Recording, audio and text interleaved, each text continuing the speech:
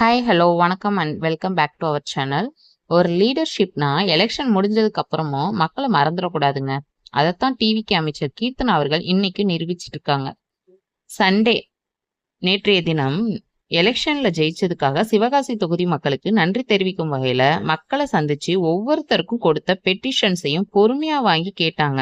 மக்கள் என்ன சொல்றாங்கன்னு கவனமா கேட்கறது ஒரு நல்ல லீடர்ஷிப்க்கு அடையாளம். மக்கள் கொடுத்த நம்பிக்கைக்கு மரியாதை கொடுக்கிற இந்த அணுகுமுறை பாராட்டக்கூடியதுங்க. இப்படியே மக்கள் சேவையில் தொடர்ந்து செயல்படணும் அப்படிங்கிறது தான் மக்களோட எதிர்பார்ப்பாய். அது மட்டும் இல்லைங்க, மக்கள் கொடுத்த மனுக்களையும் ஒன்னொன்னா வாங்கி உங்க பிரச்சனைகளை கண்டிப்பா கவனிக்கிறேன், முடிஞ்ச அளவுக்கு உரிய அதிகாரிகளிடம் கூறி சீக்கிரமா நடவடிக்கை எடுக்கிறேன்னு சொல்லி உறுதியும் கொடுத்திருக்காரு நம்ம கீர்த்தனா அவர்கள்.